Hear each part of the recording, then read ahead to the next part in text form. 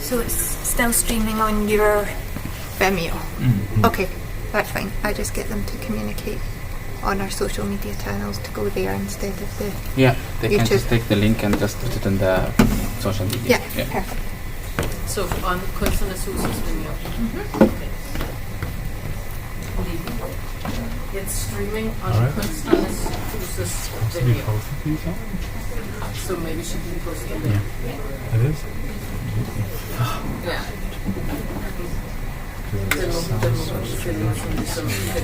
No, then it's like one of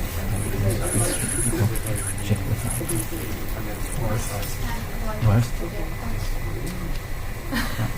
Same thing. Okay.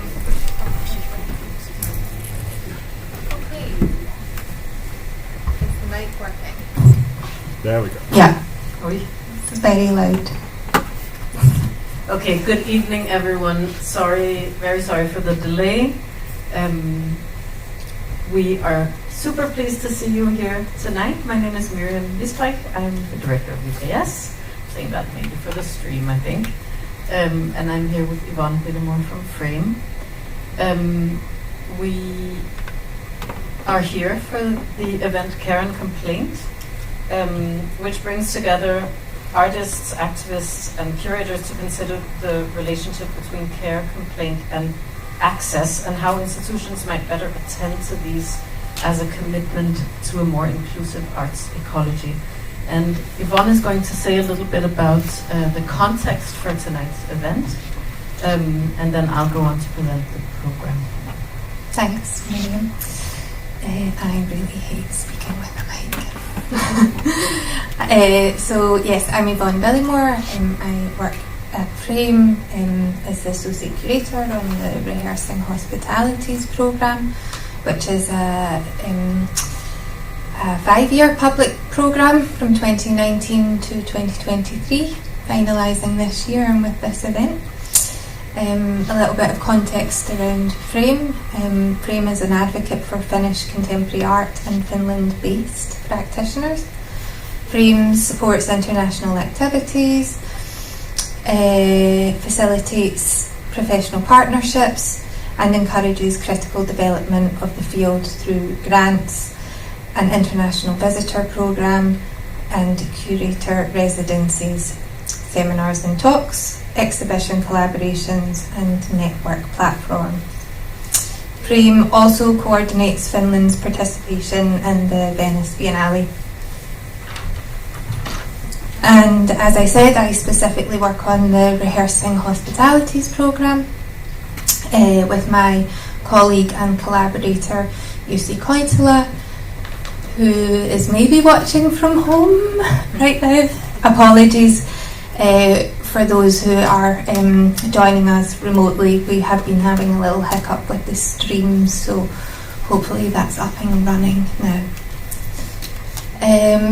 So rehearsing hospitalities, the programme consists of different forms of offline and online events, such as talks and performances, gatherings, readings and podcasts. And it uses hospitality as a subject, a framework and a practice to explore different questions related to relations and power structures, such as those connected to knowledge and ways of knowing, access and accessibility, safety, security and care, redistribution and decentralised organising. And so, just maybe as a little note about this kind of emergent starting point for rehearsing hospitalities, it really began seeing hospitality as a core practice within the arts, particularly within an organisation such as Frame, where the aim is to create and foster international connections and networks. But over the 5 years, we've been working with a real range of practitioners from different backgrounds and fields to really complicate matters of hospitality rather than reduce them, hence this plural hospitalities. And so hospitality has been this kind of guiding thread from which to explore these complex relations, interdependencies and ways of being / becoming radically hospitable. And with others through collaborations, we've been using the project to really rehearse some kind of hospitality otherwise, to think and to do hospitality differently, to relate, collaborate, coexist and inhabit the world differently. Rehearsing hospitalities has also served as a framework for institutional and cultural critique by revealing some of its more hostile and oppressive dimensions, and how these have been used to establish systems, practices and ideologies of inequality. And so we've been using it at Frame to rethink and reenact our daily practices and policies. Intimacy and care have been present in the programme both conceptually and in practice. And complaint too has guided our work as we consider how to welcome complaints more constructively and see the act of complaint as a shared project in reshaping institutions and generating change. Throughout rehearsing hospitalities, connections and collaborations have been core to how we explore diverse formations of hospitality with others, and building on relationships cultivated over the last 4 years. This final year co-hosts a series of activities, of which the I Consent Summer School and this event Care and Complaint are the very last. Over to you, Miriam. So I'll just say that UKS is a national membership organisation and an exhibition space here in Oslo for those who might be tuning in from abroad or don't know us. We were approached by Frame to develop to be, or invited to be part of rehearsing hospitalities, and tonight's event is part of a larger program that consists or a larger project that consists of a group exhibition curated by Max Hanus with artists Tarek Lakrisi, Tora Dolven-Balke and Inari Sandel, which is on view at UKS now. And alongside the exhibition, we're hosting a summer school, I Consent, which Yvonne mentioned, and 2 events, one tonight, or this one tonight that we're at, and one tomorrow, a screening of a film by Bedside Productions. So UKS was excited to be invited into this question of hosting, because hosting, obviously, as an institution, is an ongoing, or hosting artists of different experiences and lives is an ongoing point of interest and practice at UKS, as it is, of course, for most institutions, but we really try to think about what it means to make a caring and inclusive institution at UKS. We say at UKS, because we're also a union for artists, that our aim is that everyone should be able to become and work as an artist, and that young artists should be able to become old artists. But we know, of course, that there's many, many, many things structurally and otherwise that inhibit that goal. So today is about looking at care and complaint as two intertwined modes of address and actions in the company of artists and activists. So we're really pleased to be joined by all of you, and of course to by our speakers, who I'll introduce in a moment. But before I do that, I'm going to say some practical things. I also should really say, since today is really about access and inclusion, it's very unfortunate that we don't have sign language interpretation or captioning. We will add captioning to the recording of this event afterwards, so it will be available, but we weren't able to secure sign language interpretation, unfortunately.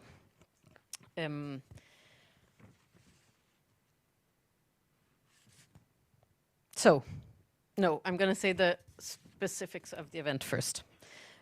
Toilets, there's a toilet with grab bars right outside here. There are multiple toilets in the basement. The one upstairs is all gender. The one downstairs is male and female. There's an exit right here.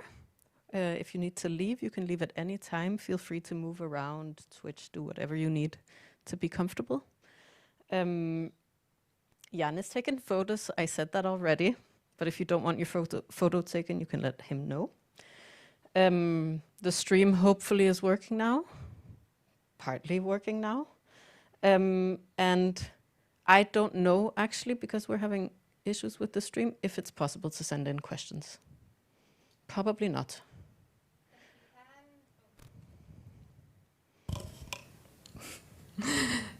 If you can send in questions, then we'll be checking them at the break. So, yeah. Mm. In a moment, we will hear the first contribution from Johanna Hedva. It's a letter that we've commissioned from Hedva, who is based in Berlin. The letter is a format we've used at UKS before, actually, and we've been quite pleased with, but it wasn't my idea to recommission a letter. It was actually Frame's, as part of ways of trying to think about presence that isn't physical, because there's many ways, many reasons that people might not be able to be physically present in a space. So how might we cultivate intimacy otherwise? After that, we'll hear Complaint, a poem by Vishnu Vardhani. And after that, we'll have a panel discussion. Vishnu will join us on stage, along with Nora Sulejmani, who's here in the audience as well, and myself and Yvonne. And there'll be time for questions at the end too. And then we'll be done for today. I should thank the funders before we go on. Rehearsing Hospitalities 2023 is part of the EU-funded project Islands of Kinship, a collective manual for sustainable and inclusive art institutions. Moon in Your Mouth and I Consent Summer School is supported by Nordic Culture Point, the Finnish-Norwegian Cultural Institute, Kulturfonden for Finland and Norway, and tonight's event is specifically funded or supported by Fritt Ord. So thank you to all of them, and thank you everyone for being here tonight. And we'll go on to Johanna Hedva, who I should also introduce before I stop talking. So Johanna Hedva is a Korean-American writer, artist, and musician who was raised in Los Angeles by a family of witches and now lives between LA and Berlin. Hedva is the author of the novels Your Love is Good and On Hell, as well as Minerva, the Miscarriage of the Brain, a collection of poems, performances, and essays.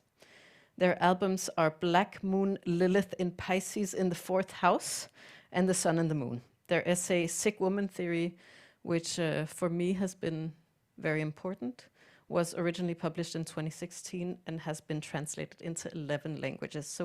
And they just published a new book this week, I think. So we're excited to have them with us by post today.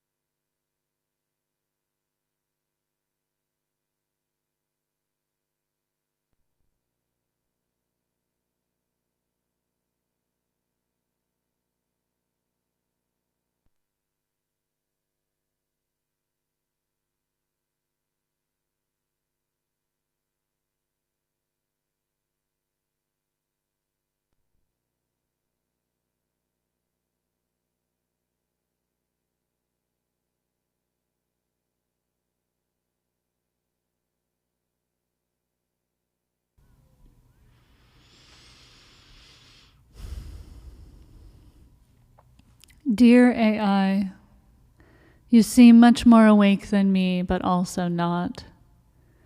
How awake exactly are you? When do you sleep? I am very awake, which is why I have so many complaints. But I sleep, I sleep, I sleep. Maybe we can help each other. Maybe we can be for each other the one who understands and sees, because to complete another's sentence is to hold their suffering in syntax. I want my suffering to be held, but it's only be held. What I want to know is, how much of my suffering can you hold? What I want to ask you is, do we have the same complaints? I ask you, how would Simone Weil complain about her day? Write me a letter about sublime pussy. You reply, perhaps a tiny candle in a dark room lit up by a yellow pussy on the mantelpiece, or a vacant pussy she knew was there and was pussing on her skin. I ask you, what does the oily maw of God's government complain about? You reply, how in hell do we do without the oily maw? How do we get to be God's lackey and take the fruits of his goodness without the oily maw? Look around you, you idiot. Do you not see what the government is doing to you? Do you not see? I ask you, how does a gremlin on his knees love me? How does he wear a lily or beg and worry like a Pied Piper to a dump where he can love me? How does he stand in the swamp and shit mud all over my heart? How does a mud shit-smearing gremlin love you? You're friggin' mud, sweetie. It's just like if I love a sucker, he's a sucker. You can hold his head. At the other end of the century, in the early 1980s, a conservative Italian politician suggested that the suffering of the damned was not really suffering at all, but a state of absolute bliss. He was not speaking about the government. He was not aware of true suffering. All I want to do is complain. I don't want to see your suffering or your success. I want to have all the good things and all the success. Perhaps the better response is to reject the claim altogether that life is an inherently glorious struggle. Instead, I'd like to begin by looking at what people feel in the seat of their guts when they say life is a struggle, and for what reasons. A beautiful boy, hypnotized by a snapshot, inhales the greasiness of the world and has his eyes crossed. His suffering is non-existent, the opposite of our suffering. Hoping for a future for mankind, he inhabits a world void of suffering. His suffering is inevitable, ever-present and extreme, since he is trapped inside the monstrous beast. The monstrous beast is the horrible future. Since pain has no solution, suffering is useless and ceases to exist. This is why he always looks at the portrait of his crucified mother. Is he me? Are you me? I hope so. If you aren't, don't lie to yourself. But how can you trust your love when it is too full? What can you do? You're a monster, aren't you? Love is a teaching. Learn the lessons. Love is a sea. Learn the lessons. For that matter, pain is a disembodied thought that is no more than a nebulous laryngeal grasp of something which lurks in the attic of our minds. It has no origin, nor it has no necessity. It exists as a dream, a weird, hairy dream which is neither the nightmare of the schizophrenic nor the beauty of a song. Suffering is an absurd dream of a creature that makes us sympathize with one another but does not make us feel good. The paradox. This creature, imprisoned in the larynx, is the apparition of a guilt-laden conscience, turned into a mute mockery of a god by those who surround it. All of this is a single strong shadow. It's like a spirit that is never present in the bedroom, but everywhere else. A creature that has been named for a repressed mother and is transformed into an icon. This strange, uncontrollable, malignant sensation that stands between the ears and the ears of our mother. I ask you, what does a robot complain about? You reply, a while ago I read about robots having difficulties with troublesome routines like putting their nightwear on and eating their breakfast. The idea of a robot having a personality by the time it reaches adulthood is a scary thought. They will not be able to tell you if they are hungry or need to go to the toilet. A robot in our homes would be worried just as much as any inanimate object that is occupied by a presence missing its body.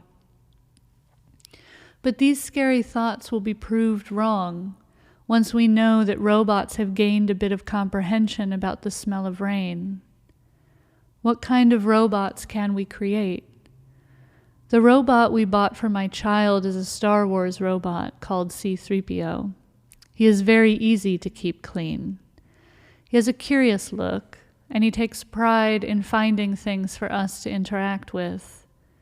I have just realized that he keeps trying to get closer to my face. This is probably because the sun is shining. But I keep reassuring him that it is not good for him to be near the bright lights of our home. What did he do the first time he got wet in the rain? The exciting thing for us is that he was left alone for just 3 minutes, and during that time he managed to surprise us by doing something very scary, getting wet in the rain. The rain was not exciting for him. It was exciting to us, though. I am talking about love. I am talking about care. If we cannot hold each other's complaints, what do we have?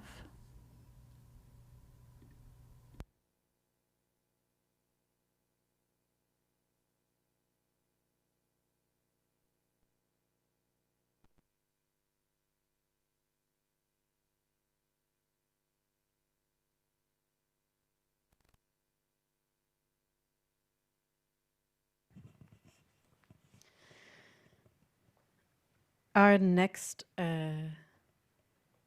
presenter is body philosopher Vishnu Vardhani Rajan, who has spent the last decade in creating community-centered practices. Their practice spans performance arts, movement, quilting, stand-up comedy, and filmmaking. A hyphenated identity, multidisciplinary practices, building connections between arts, science, witchcraft, history, and cultures define them. Oscillating between cultures, methodologies, and sexual identities, each different from the other, are instrumental in their visual language. Twerking, napping in public spaces. Connecting people and headstands in airports are Vishnu's whatchamacallits for everyday activism. And Vishnu is here to share with us Complaint, a Poem.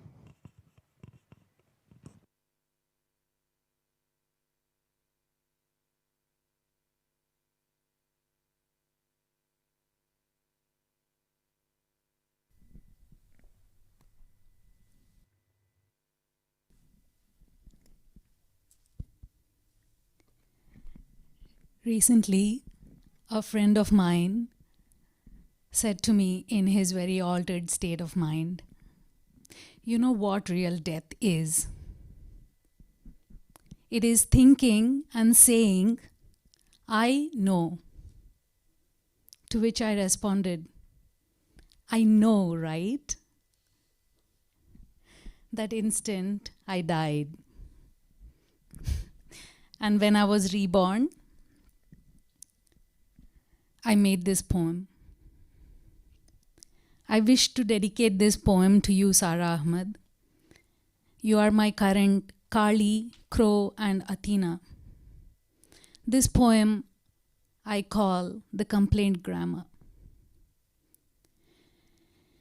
Conflict to complaint to activism. Nothing to complain. Why complain? Before we talk about complaints, let's talk about ruptures, strives, and frictions. Before we talk about complaints, let's talk about who decides. Who decides? Before we talk about complaints, let's talk about where do I go in this building if something doesn't work for me. Before we talk about complaint, let's talk about how to complain.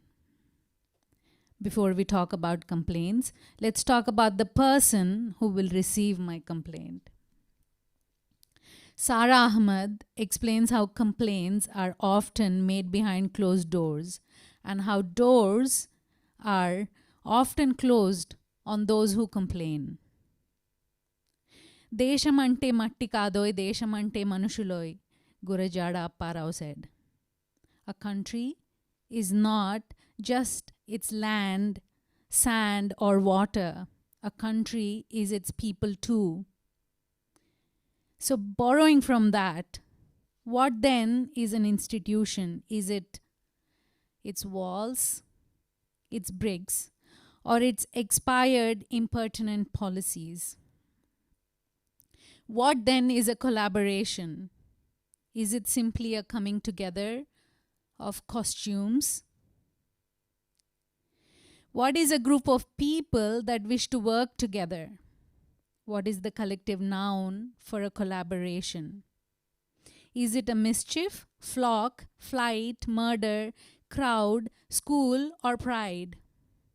What story or version of reality is getting the most attention and confirmation? What have we observed in the conflict so far? Who's complaining? What is a feedback? Especially from somebody who has never made a complaint.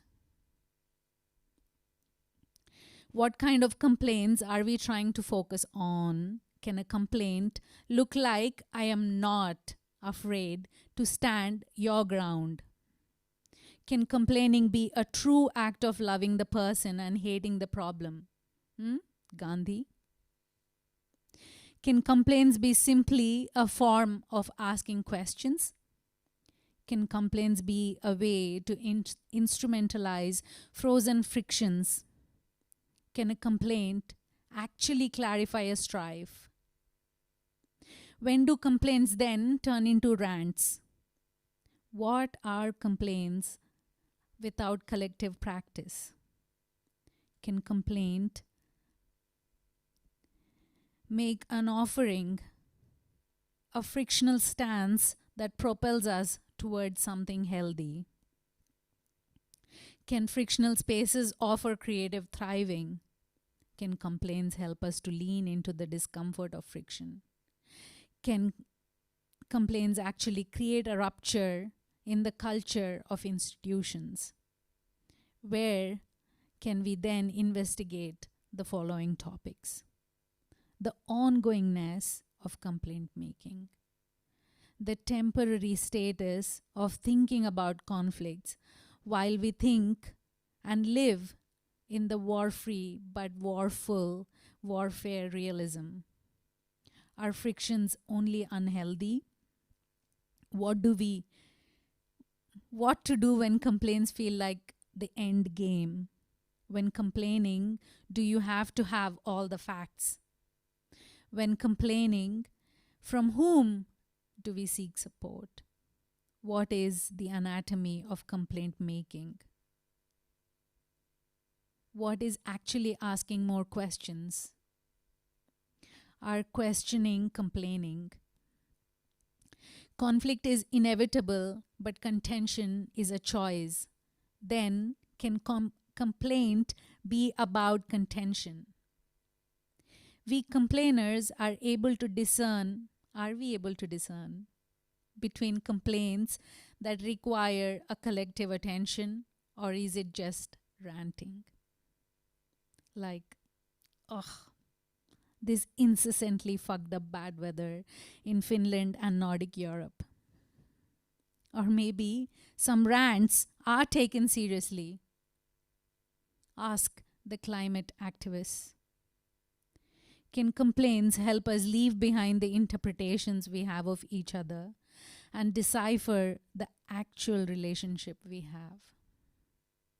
Can complaints be cause for celebration, where we actually say, hey, my friend, you have finally created a conflict-positive space. Thank you.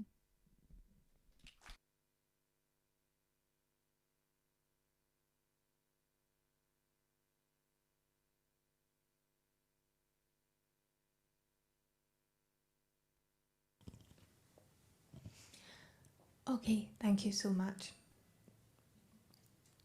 We're just going to have a wee shuffle around of the furniture, and we will start the next part together. Okay?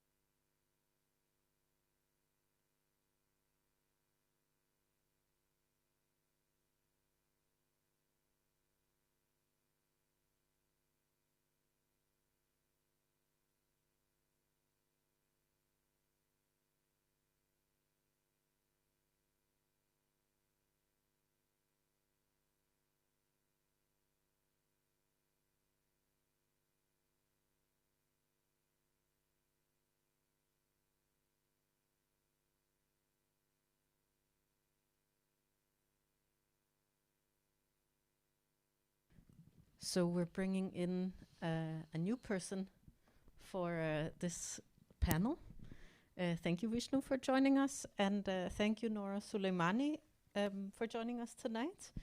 Nora is a human rights activist. She's also a political science student at the University of Oslo and a member of the central board of the Norwegian Blind Association of Youth.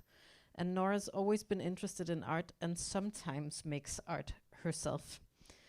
It's important for her. It's a little bit weird to speak about you in the third person. It's important for you. I think I'm going to say it's important for you that the artistic world becomes more accessible and inclusive for people with disabilities. And since we've heard from, and maybe I should say Yvonne and I are co-moderating this panel. Since we've just heard from you, Vishnu, I'm going to talk a little bit with Nora, and then we'll open up to the panel. I know about you, Nora, because I saw a talk at the Munch Museum after a project you'd done there with Frida Rusnak, who's a curator and mediator. And Frida worked on a project in conjunction with a solo exhibition by Apichaya Vantiang, where Frida worked with a group of young people, and you were one of these people. And maybe you can talk a little bit about that project and how, because it really brings together your activism and your love for art, doesn't it? Correct. I think the technician will turn it on. Yeah. Okay. Oh yeah, it is a bit weird. I agree. To hear yourself on the microphone. Yeah, that's correct. We were a group of 5 people.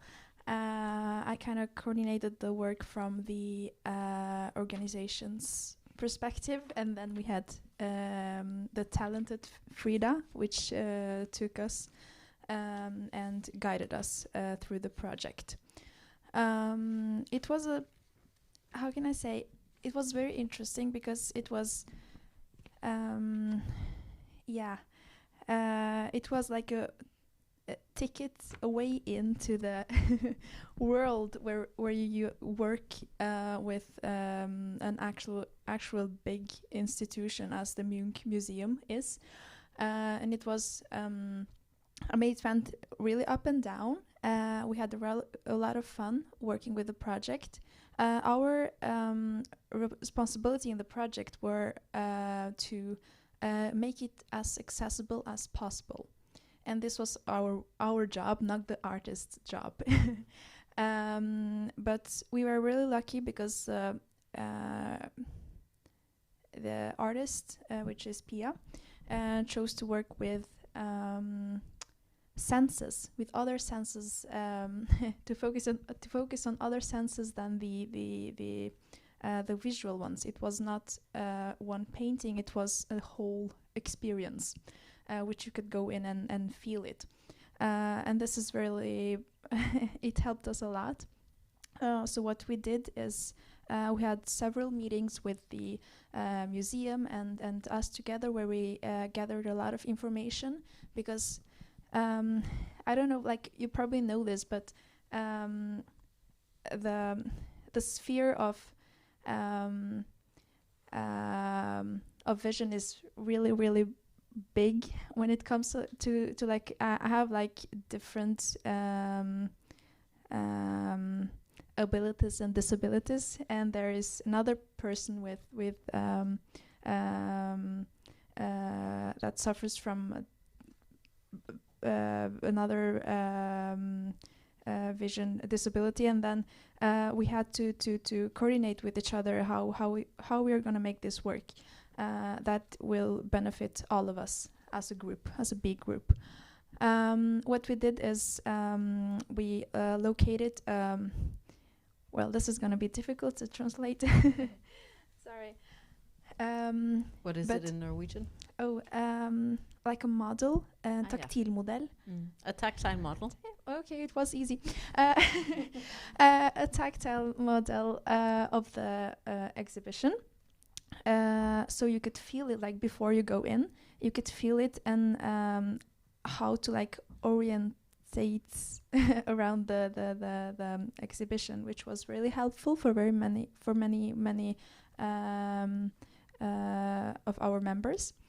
And then we worked with the accessibility in the websites, because that's a really big thing, because we as I personally, as a visually impaired person, I would like to check beforehand when I go and visit exhibition if it's because if it's a lot of light, then I could not be there because I'm light sensitive, right? So this kind of information we put in the website. So yeah, I mean, this is what we did. Maybe I should say that you're here tonight representing, in a way, the audiences.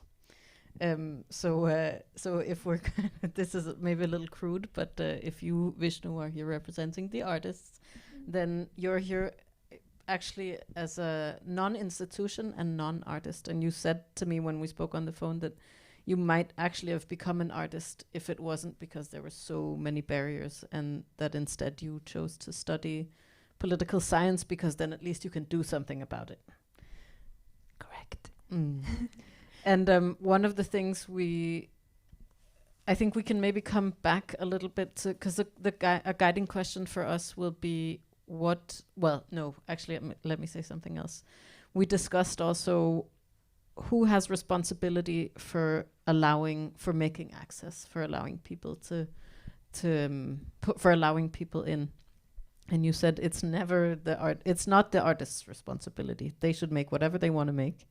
But the institutions, of course, carry responsibility to make things accessible. And one of the things I think we're going to be talking about today is, through the idea of complaint, is what is it that makes it so difficult to obtain these things? But I think I'll go to the report that we discussed. Yeah.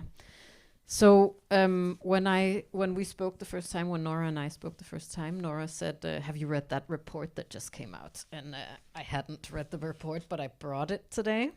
And now I've read parts of it. This is a report that came out a couple of months ago. It's called Tilgængelig kunstnerskab, which translates to, oh no, I wrote this down and now I can't find it. Something like artist, an accessible profession, ? And it was commissioned by the Norwegian Arts Council and done by NTNU and FAFO. NTNU were the researchers Ellen Øyen and Tone Pernille Østern, and FAFO Terje Olsen. And the findings of this report are kind of overwhelmingly negative, in the sense that becoming an artist, if you have a norm-breaking disability, is very, very difficult.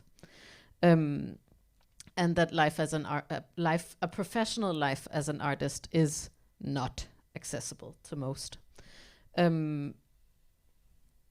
And that access is, of course, exacerbated by factors such as class, as ethnicity, norm-breaking disability, to name just a few of the inequality mechanisms that this report talks about. It's actually kind of easily readable, and you can find it online on the Arts Council's website, only in Norwegian, unfortunately.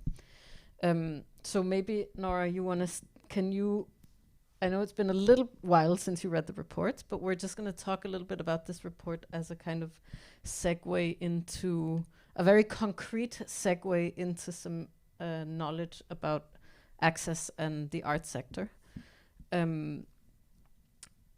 So maybe you want to say, Nora, what was your biggest takeaway from this report? What moved you maybe when you read it? Well, I hope you've really done your homework, so well done. And I hope, at least some of you are familiar with the report. I think it's a good it's a good start. It's a good how can I say, to have like as a compass to work from. We should have more reports and more forskning. Yes. Research. Thank you. But I mean, you started really well when you presented me from our earlier conversations. That I could have been one of the artists, maybe, I don't know, if I pushed harder. But so I don't know, how am I gonna tell 10-year-old Nora that all she wants to do is make art, and 18-year-old Nora that literally has to like choose between her human rights and the path in art or design or architecture. So this is really close to heart. So I think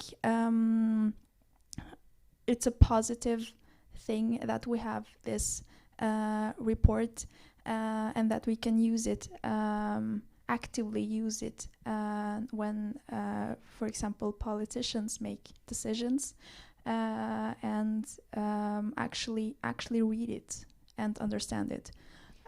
So yeah, I don't know, my biggest take will be like that.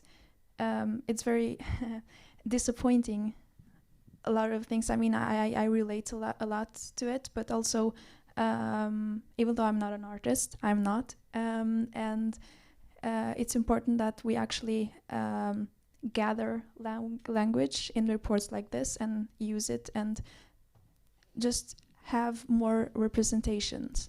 I would like to make a quick comment, please. One of, like, as a migrant to Finland, I have had many culture shocks, but one of the biggest culture shocks was to discover Bachelor of Arts in India holds economy, social sciences and political sciences as one of the topics, and then you choose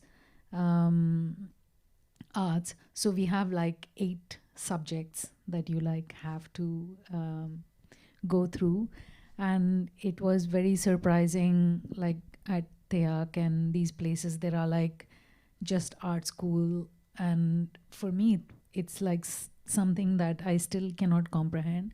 So in my head, Nora, I just want to say that, like, understanding political science and then being able to make policies that are aesthetic, that hold aesthetics and also are comprehensible is already art in itself. Just wanted to say that. That's a much nicer way of looking, I think, at aesthetic practice, actually, than how I thought about it just a minute ago. So thanks for that.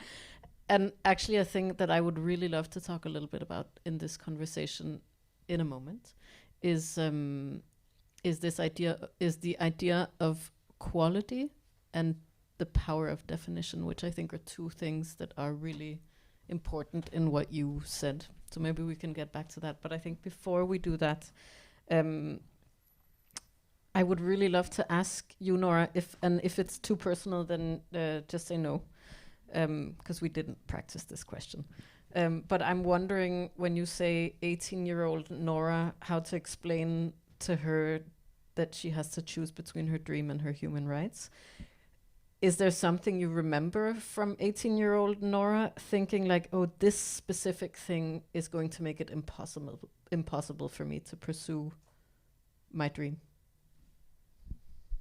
Yes, I mean, actually, I met the challenges and the barriers already from the first year in high school, because I chose to study art design and architecture in high school, and then I mean, my plan was to continue doing that because that's what I wanted. That's what I mean, I loved it. I still do, and it's very important. I think that you said it as well, because I've definitely been using it as a tool, the knowledge I have and what I've learned all the years working with art, and being able to do this is very important for me as well. But yeah, the first things I met were like very early in high school, actually, where you are told to just take it easy and just don't make it difficult for yourself and the others around you, because stop complaining. Or I was really young and I didn't know how to actually advocate for myself. Now I know really well. So if I could go back in time, I would definitely speak up, but now that's impossible. But I think that was very, very demotivating to hear as a young girl. And then before I actually have to make the decision, it was actually very easy to make in the end, to choose political science, because I knew I would do this. I would speak up. I just started to speak up, right? So I would just it was easier to do that. Yes. I think it's interesting also, going back to what you say about an artistic degree containing all of these other societal concepts, and that you say you didn't know how to speak up for yourself, or you didn't know how to advocate, which in a way is also a disenfranchising thing in an art degree, isn't it? That you don't, who teaches you in art school how the system works, how you're supposed to go into the system and change it. You learn this other mode of communication that's art, which isn't very holistic in a way. But I want to just go back to the report for a moment, because what it describes, the report lists a range of barriers for participation in the arts and cultural sectors, and it's across disciplines. So a lot of it, and obviously different sectors have different barriers. So for example, in the dance field, a big problem is a strong normative understanding of what a good or correct body is, which makes it hard for practitioners with norm-breaking disabilities to enter the dance field. And in other fields, in music, for example, it can have to do with touring, which can be very difficult if, for example, you need assistance.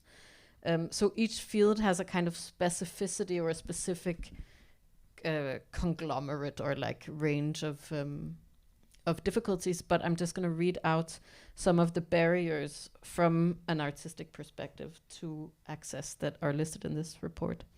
So the barriers they identify here, and I want to say also, this is a Norwegian, I should say this.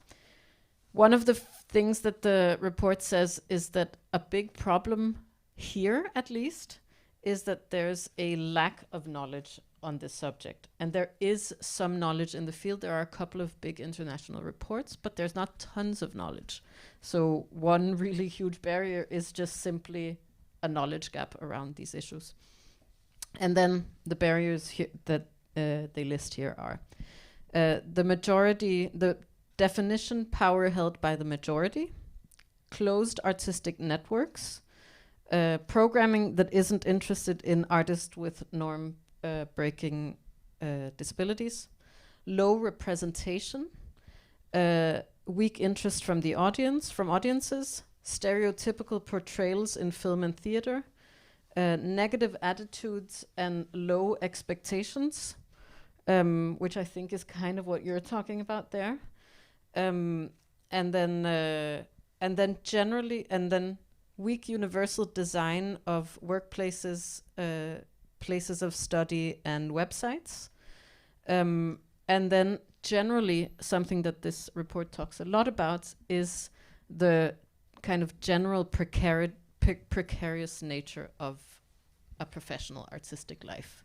If this is a space for work that's difficult even for people without norm-breaking disabilities, how on earth is it going to accommodate those who have to work extra, for example, to obtain the same things as others?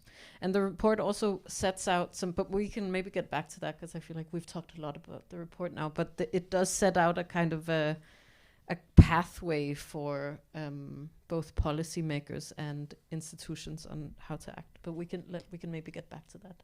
Yeah, if I may add something.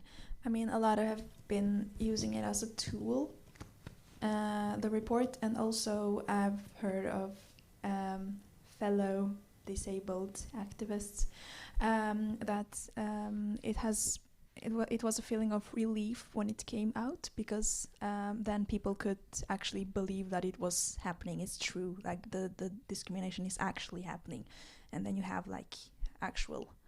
Yes, I just wanted to add that. And do you find that there's more kind of awareness and people listen, or institutions and people, I guess, listen more or less or the same now? After the report? Yeah. I mean, the report's pretty new, so I don't know how much has changed in the last 2 months. It actually hasn't changed a lot, but the fact that we are here and talking about it, I mean, it's definitely a good thing. It's a step forward, I would say. Yeah. Yvonne, do you want to add stuff? I haven't read the report. No, no.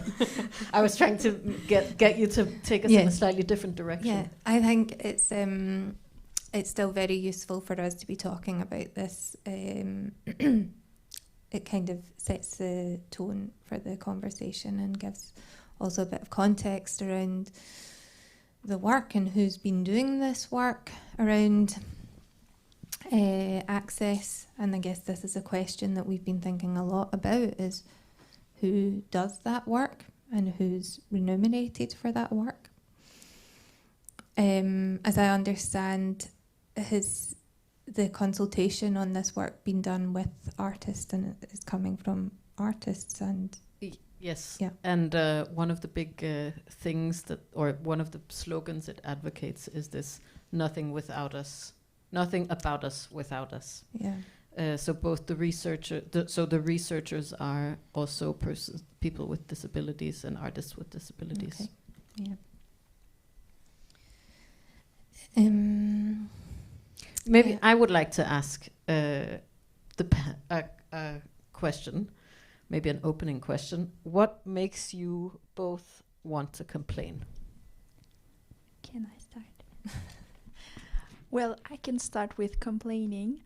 So the audience, you've been really quiet, so I want you to think about this. How would you experience art if you only could see 5%? Just have that in your back of your head and just think about it.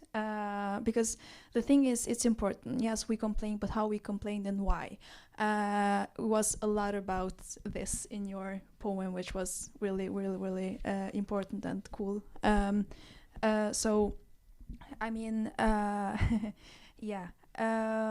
But I'd like, when I complain, I want action. I want something to happen. I want to challenge someone, and I want someone to feel what I feel. It's not gonna be 100% the same. I know that, but just to have like a little bit of that emotion, shared emotion, and shared frustration, and yeah. So if you could see yourself like, oh, okay, an example, complaint equals injury. So just if you imagine that you have injured your knee or something, and go to the doctor's office because you want to get that checked out. You want something to happen, right? And all you get is you get to the reception, but you don't have access to your own doctor to actually check it, which is really really frustrating. And some might give up. Some might, it does something to you. So if you see this as complaining, and what I said, that I wanted action, it has happened to a lot of activists where they complain, they want action, and then the doors get shut in their faces. So what is really important for me, what I've been thinking a lot of in the last few weeks, is that we should really take care of activists and their voices, because they're really important in what they do, and we should take them seriously. And one of them is talking right now. So there's definitely been times where I get demotivated. For me, a complaint is getting it out there, right? And then getting support and getting access to, for example, institutions. It might be an organization or what do I know, the parliament, because you want something to happen with that complaint, right? So yeah, this is. You said something in your beautiful poem, Vishnu. How much of my suffering can you hold? Which feels like what you're asking us to think about. And do we have the same complaints? You also had a really lovely section that I wasn't able to note down, but it started with, before we talk about complaint. Do you remember what comes after that sentence? Before we talk about complaint. I have a few things on like all the different. So before we talk about complaining, let's talk about who decides. And it's going back to like this thing of nothing about us without us. Yeah, and there are like a couple of things. It's quite fresh, this poem, so I don't know it by heart. But I feel like, so first I respond to your question, or maybe I'll first respond to this on, I feel like complaint is not something that comes first. It's this space of trying to inhabit something that is not made for me. Or trying to exist in collaborations or communities that are inaccessible for me, or structures basically like that are relying so much on just emails and like a format that I just cannot comprehend with ADHD. And I'm like, what are we, like, why did I receive 8 emails in 1 month from the same person? I don't understand. And then I realized like, oh, because I didn't respond to the first one to all the questions, and could we not have had a conversation? So like things like this that I still don't understand about like certain structures. And those are like the times that I'm still not complaining. It's not about thinking about complainers like the first thing that comes, but like there are so many things, like what kind of a structure are we existing in, how are we making our decisions, our proposals that are made within collaborations, are they clear for everybody in the group? And then how are we making decisions? Like we are talking about consent, right? Like, are we making majority vote? Does not work, because you see like all the minority folk are getting like pushed into the fringes, and then the roads are inaccessible. I can't wear heels when or like walk with friends that want to go to a performance for a drag show, and then they want to dress up at home. Then we can't walk on pavements because they are like cobblestones, and so many things. Sorry, now I went off on a tangent, but like majority vote, minority vote, or consensus that people talk about a lot, and I hate that. And then I'm like, can we think of decision-making process as a consent-based decision-making process? Can we like actually use self-governing tools where like, okay, I don't want something perfect, but if it's good enough for now and safe enough to try, I'm borrowing this from sociocracy, then like we can move forward, you know. if I don't have any objection with it, can we like constantly think about that? And when do I complain? I realized I never complain when I myself am in a conflict, or when like I am personally discomforted myself within a collaboration or like in a certain space. But when I notice something, this what I have experienced helps me like fuel what I'm noticing, and then like, and I also have more clarity because I'm I mean like it's this small desire to be a hero, but also like it's much more clear when I'm able to like disengage and look at this thing happening, so I can actually see that this what has happened to me is happening again, and that I was right in like being hurt.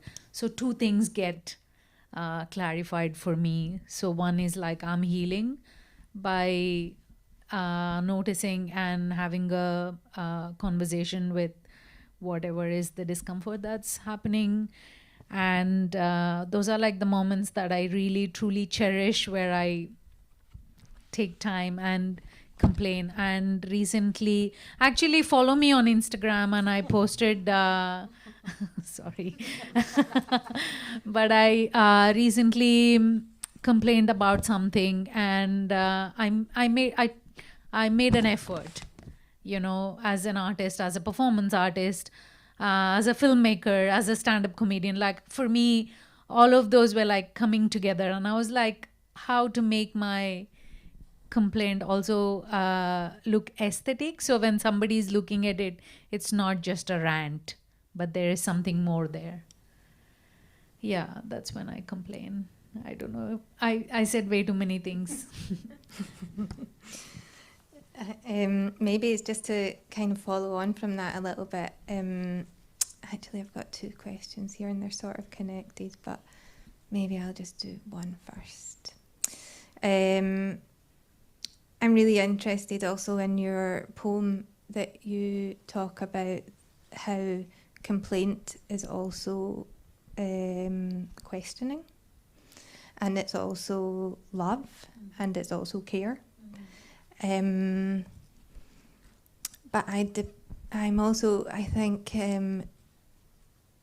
when it comes to who the complainer is, that's where those terms get kind of allocated, you know, like if depending on the body who is the complainer, it might be seen as a complaint, might be seen as an act of care, might be seen as a question.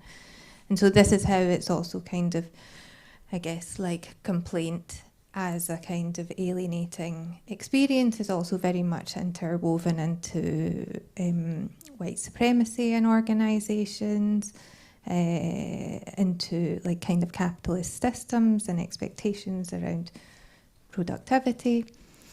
I just also want to kind of weave in something from Johanna Hedva's letter, where they write, because their letter is also very much about love and care, and they say, if we cannot hold each other's complaints, what do we have? And so I'm wondering also, if this isn't too intimate a question, how would you like your complaints to be held by people?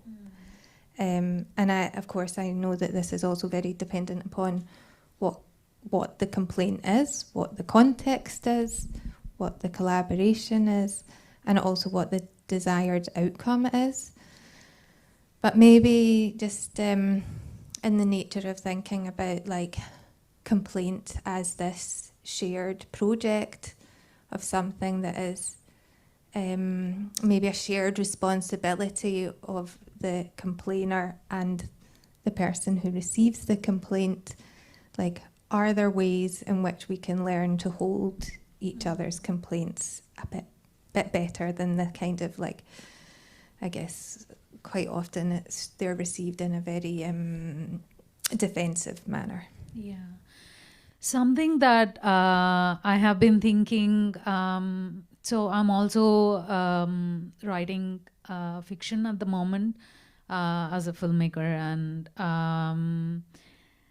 that, I mean, after reading like much of George R.R. Martin, I also realized like we have so many nuances. It's something that I keep reminding myself that I'm not only good or only bad, that I have like so many layers to me, like 50 shades of brown. And how would I like my complaints to be held? Something that so I'll give you like a small intervention I did in a school where they invited me, and it's definitely a Me Too case. Like this person like walks with his crotch forward, and like his crotch enters the space and then him. So I was like, oh, bad vibes already. But then I could not say like all this is happening in my head, yeah, but like I could not say this is a bad person, because he was also one of the best math teacher, and then like that's why the academia is holding on to him. So so one thing that I realized was like that what is sexual abuse or sexual abuse is, within a group we are all having a conversation, and then like two people are disrupting with their sexual energy. So if you are sex positive, you will know that sex is one of the tensions that we enjoy, like films are made with that, like it's the easiest tension, right? So in a classroom situation, you are creating this, like you are going, so the first agreement in a classroom is that of I teach you as a teacher, and then you learn. So that's like our primary agreement. So our complaint was that like the primary agreement of the space is not respected. So that was the complaint. So we didn't say Me Too, we didn't say he's an abuser, we didn't say like nothing. So because also like the classroom had many people of color, and none of the parents would send their kids back to like that school. So for me it was a big win, because then I was like thinking through what was the first thing that is getting disrupted in that space, and But this sounds a little bit like a political argument, actually, doesn't it? Like there's an issue, and then you decide collectively what you will complain about or what you will take issue with. And there might be lots of issues, like you might need both a 3D model and a tactile surface to touch, and ledelinjer. What is that in? Like these lines on the floors, and a text read out loud in the exhibitions. You might need lots and lots of things, but you agree on one issue that you then push. That's the political process, right? Yeah. And this in a way doesn't seem so different. I'm like thinking that like what I have come to uncover since December, working with like a duo that works with non-visual dances, that when I was working with them, that accessibility is actually great for everybody. It's not just for non-sighted or sighted folk, or like it's for everybody. So I just really feel like future is accessible, and that's only how we want it. I was just going to pass over maybe. Yeah, of course.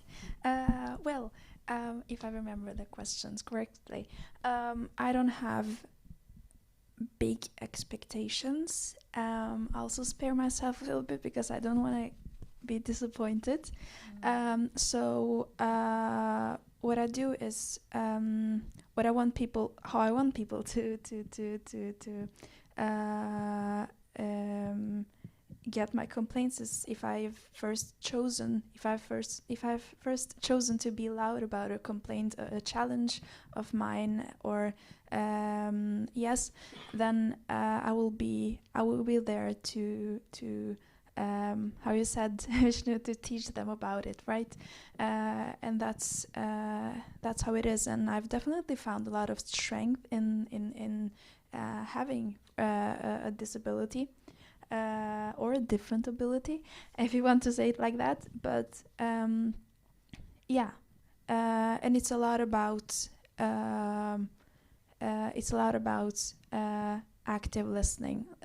Like if what I say now, it will mean nothing if nobody's actually listening to what I'm saying. So for me, it's very important that what I say is heard and taken seriously. This is where I stand. And what does that look like, taken seriously? Taken seriously is checking up. One of them, checking up, and seeing that people are actually doing what you have complained about, right? And I've seen a lot of that,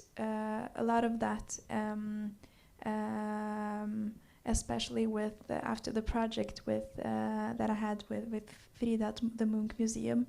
For example, she's one of the people who has heard a lot of complaining from me, but also from the group that we worked in the project, and she has really done something about it. And as I said, I don't have big expectations, and not everybody can do something about it. That's not the point. But if you are addressing the complaint to one institution, I've also had experiences like there was another how is this panelsamtale? Panel. Panel conversation where.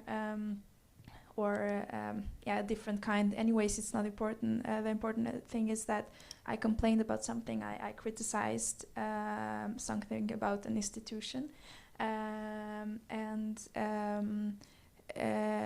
all I got was defensive attitude, and this is what's frustrating, because it's one thing not to know, but it's very frustrating to see that. That what you say is, how can I say, not accepted, and Can I say something as an institution? As the institution? If you want to take that on. I don't know if I do, but I also feel like we have to. I recently handled my first complaint. Like big complaint, and of course that was awful. So maybe we can. So I'd love to talk a little bit about like how we can. You said something about can complaint be a celebration, or I think you said that at the end. Maybe that would be a nice thing to discuss a little bit, because I'm just gonna like it's very. There's a lot of things I feel when we talk about these difficult issues of receiving complaint or critique or feedback or whatever we choose to call it, that makes it sort of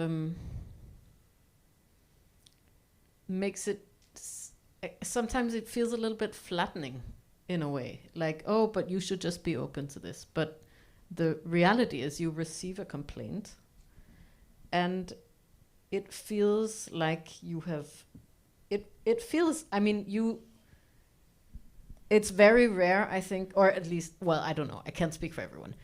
I think often one receives a complaint and one sees that one has done wrong. It's not like you receive a complaint and you're like, no, this complaint has nothing on it. I did everything right. So there's also a kind of sadness, I think, in the reception of the complaint. And then a defensiveness because with that sadness, I think, comes also something of like, but I did my best. Why can't you see that I did my best? Both as a person, and I think, and you know, institutions are essentially just people and some bricks. So something that we're okay for time. I checked. Okay. So we are okay. Yes. Just one thing to know, that people that are complaining have such incredible neural pathways. They are exercising a constant critical perception, which, so I feel like, wow, when somebody is able to like look at something and then like point that out, I'm like, how did they look at that? So for me, it's such an incredible service when somebody like brings forth a complaint. All you have to do is, what is your own bias? Because there is not a single one of us without biases. They help us survive.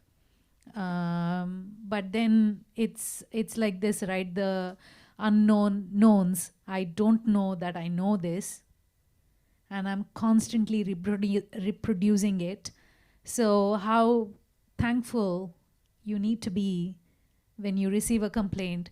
So I would like, the first thing I would say, responding also to your question of like, actually hire someone like super part-time, like 3 hours a week, 1.5 hour a week. All they have to do is just responding with, thank you so much for writing to us about this. That's all. First thing, so Meenakshi from Decolonial Nonviolent Communication talks about, one of the things that we want is to be acknowledged, to know that we also can be here, that we are not imposters. So the reason for complaining may be that like, you didn't give me enough time when we, like, it could be something very, what one may perceive as petty, but everything is human. So if like you actually do that like small bit, reduce some money you spend on wine and like give that to a person, that's like a huge step. And then the second thing is to actually see what are your own biases. Like every time, I mean, it's something we will do in the morning tomorrow in the workshop on like, who am I in my Enneagram? Like, what is my archetype? What am I holding within me that is constantly reproducing some of the toxic traits that I have in my family constellation? Like I may be like constantly this kind of a rebel within my family, and therefore I'm also holding that when I'm entering into a collaboration where everybody is safe, but I'm just like looking at everybody as my enemy. I may be doing that. So just to recognize our own biases. Yeah, that's one thing. And something I wanted to say with Nora, and I was like thinking also of this, like how are people in Norway with this? But I constantly, when I go for walks with any of my friends, and like they keep receiving compliments on like, wow, what kind of a superhero you are. And then I was thinking of like, how do you receive these compliments, not complaints, but like compliments about your mobility despite the inaccessible spaces. Whoa. Well, first of all, I take them. I really take them. I love compliments, and I love giving compliments, and I mean them. But yes, I mean, with exactly what you said, like, oh, you're a hero. I've heard something similar, but also then and there you say, oh, thank you, and you're like, oh, okay, and then you're like, oh, it's a big responsibility.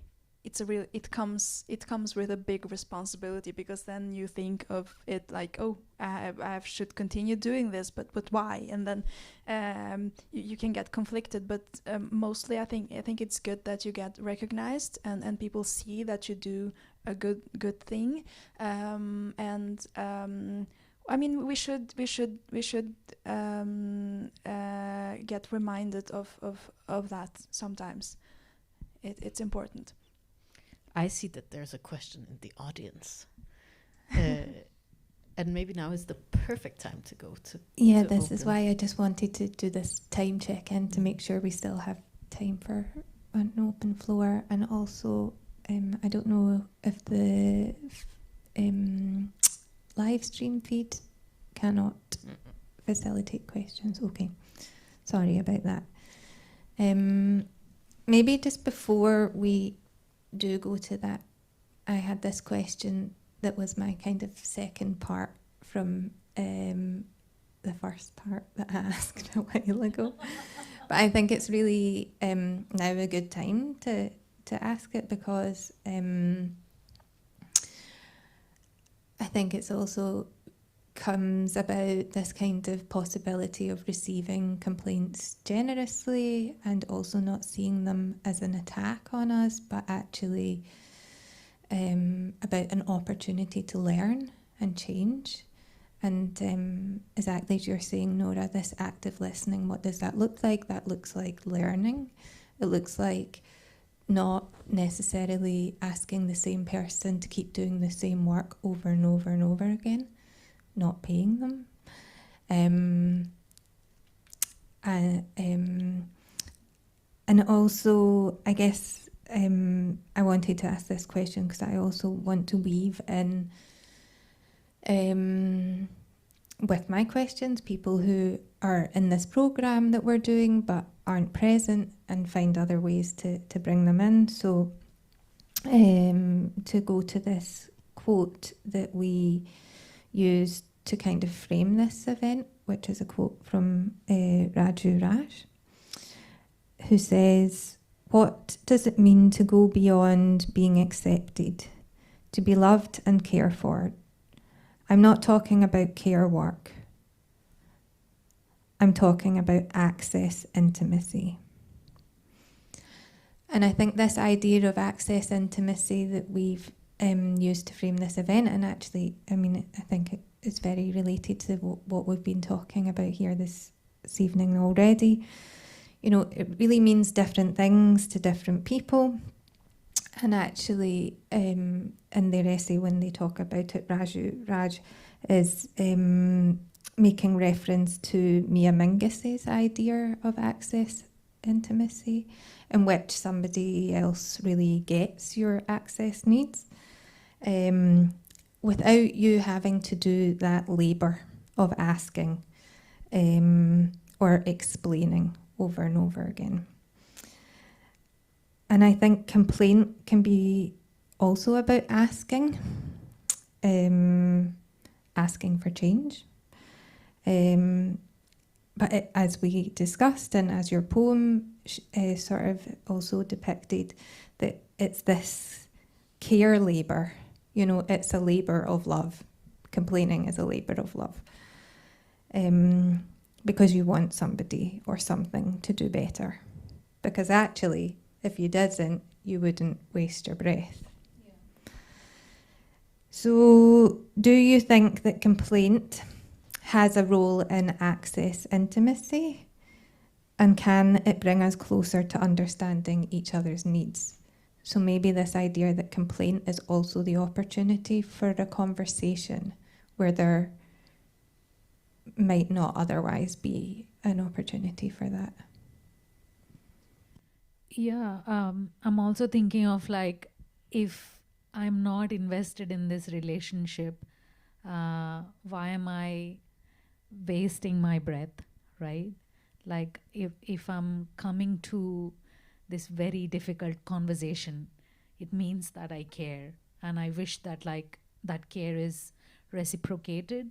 So for me, that's also what complaint is. Yes. The short answer is yes. The longer one is that we should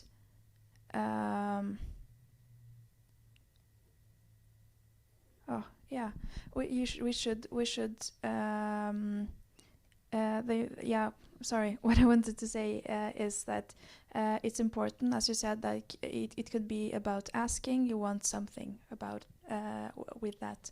For example, I said also that I don't expect much. For example, if I don't talk about my needs, then how are you gonna know about them? We should be honest, and nonetheless be patient and tolerant, and also some things take time, and but we should never stop pushing. I mean, I'm not gonna stop complaining and inviting myself to the party, because if I've learned something through these last years is that when I saw all the discrimination and the exclusion, I started including myself. And I'm well aware that not everyone has the resources or the energy to do that. But I did it for myself, and I see the good in it, but also that it's not for everyone as well. And I'm learning. I'm learning every day, and I know that the next person else is also doing the same thing. So we should be patient and start take things seriously, for real. I want to add to this on earlier. I heard about like representation, and I was thinking of there's Sara Ahmed constantly talks about being a killjoy, and I love doing these funny flips in my head, and I was thinking of like when like the some of you may know this like inability to say no, right? It's because our caretaker, our parent, could not say it, or at least like I've not seen my mom ever say no, therefore like I also did not learn it. But since my sister-in-law came into my life, my brother's wife, she came into life, she came into his life, therefore also ours, that she's like the queen of boundaries. And I like when I first heard her say no, I was shattered. I was like, what, she doesn't like me and all these things. But then she did me so much of good that I realized like when you create representations that are like, you know, being this what we were talking earlier on, like hard boundaries, being able to say no, complaining, you also become kinjoy. You are bringing joy to the ones that you care for. So you're also like, so just complain more, but also like respect the agreements you have of the space. So yeah. Should we take audience questions? It would be a shame to miss out. Shall I be the... I can do it. You can do it.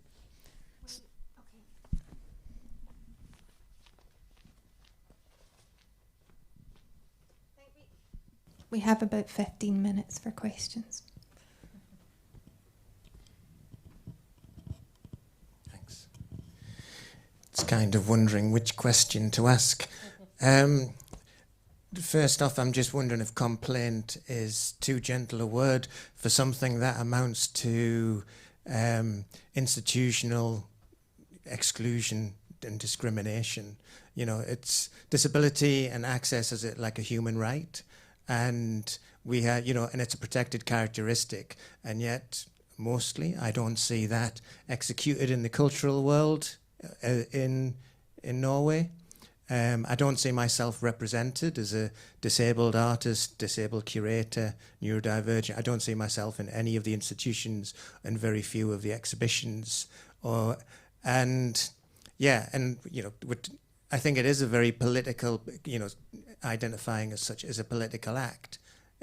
you asked if it, you mentioned politics before, and I think it's an incredibly political act. But when we think about like that level of inclusion and the multiple barriers of, you discriminate against 18 to 20% of the Norwegian population by not having accessible exhibitions, not having accessible spaces.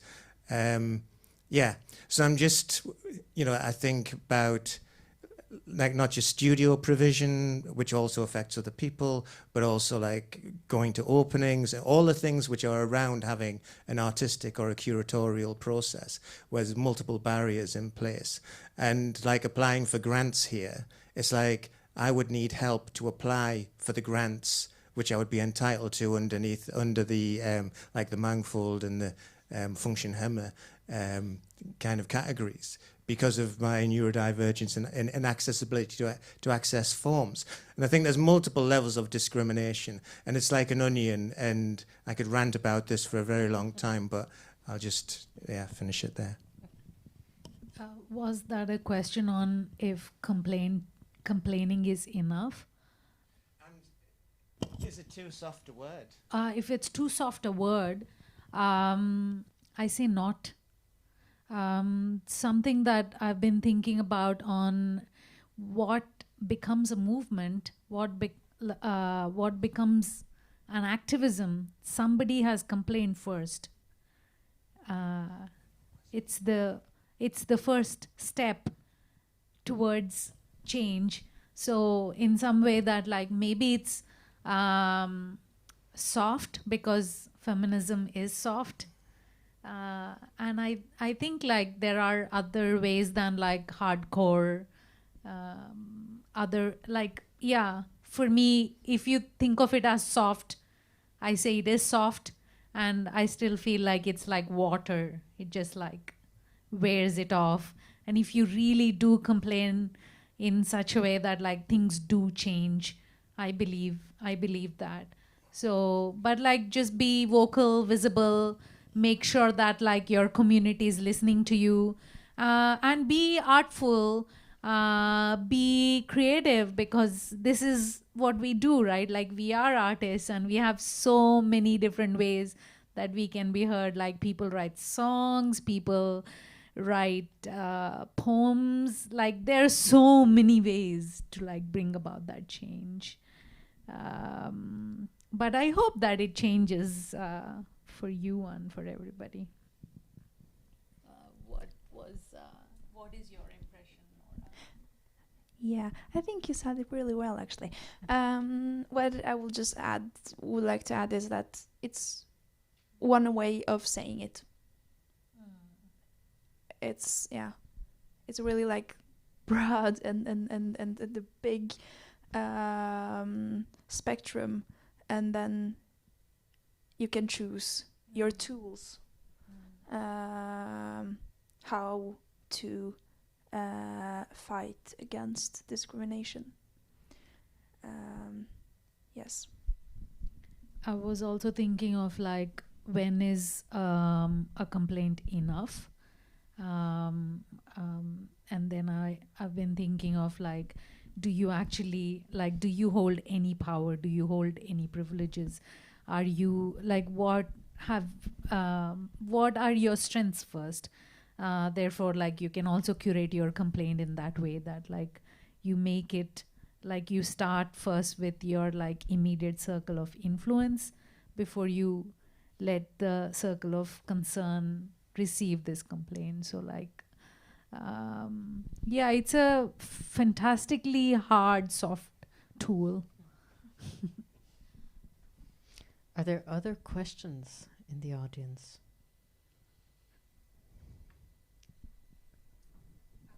I was once told when I moved here, and I insisted that there should be time for questions from the audience, and the person who was programming said, Norwegian audiences are very quiet.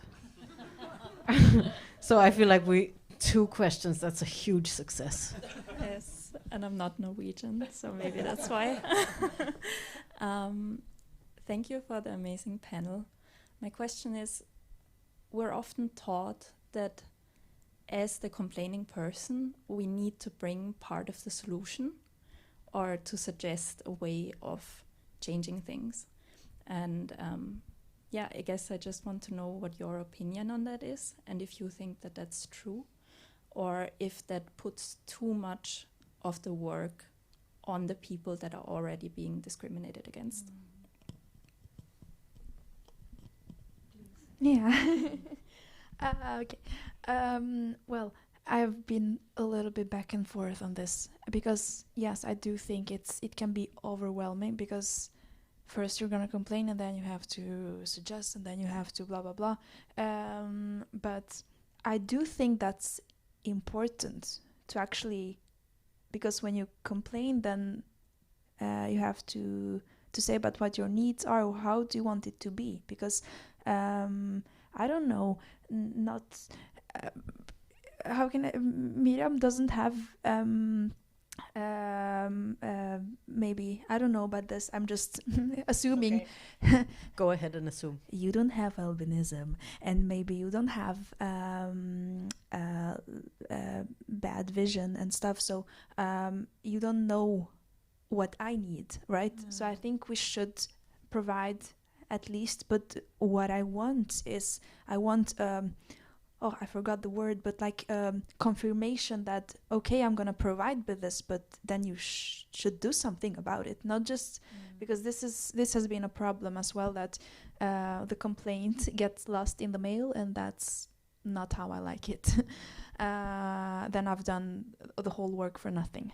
But what then if people say, I've heard your complaint and I'm really sorry, but I can't supply what you're looking for? Because that, I feel like that's an answer that I would sometimes need to give. Yeah, I mean, that may be hard to receive, exactly as it may be hard for people to accept complaints, right? But that has definitely happened, and you should find a way how to accept it, and maybe come back with another solution, or yeah, that's also like the art of accepting that as well. But it depends. It really, really depends on what we're talking about, because if it's about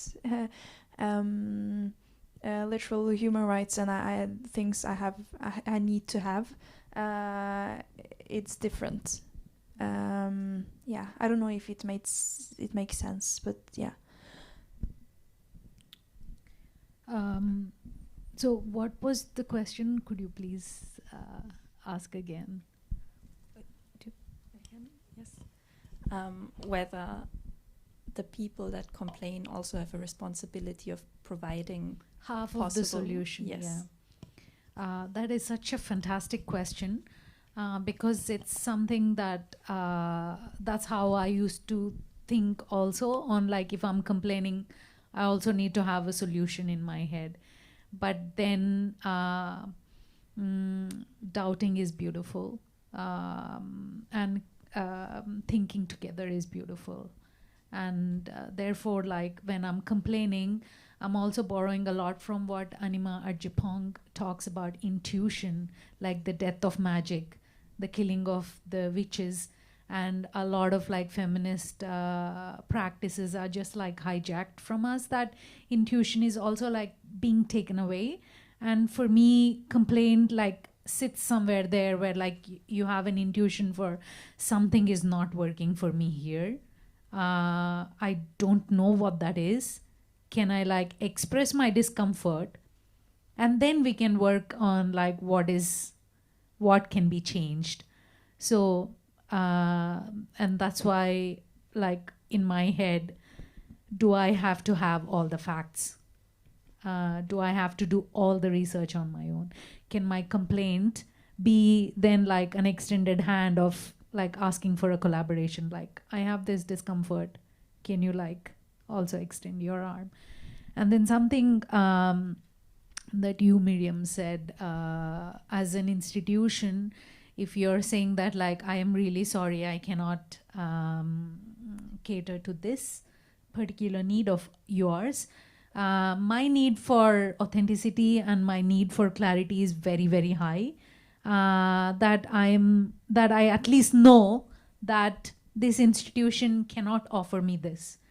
Therefore, but I will be hurt if I see in your website that you're saying you can't do this, but then you put that as like one of your emboldened amazing things that you could be doing.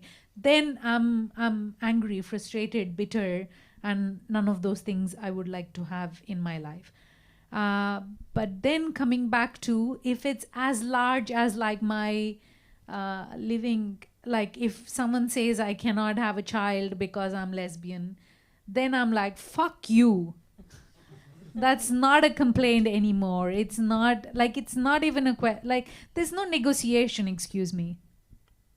Yeah, so then there are like various degrees of like what we are asking for and where we are.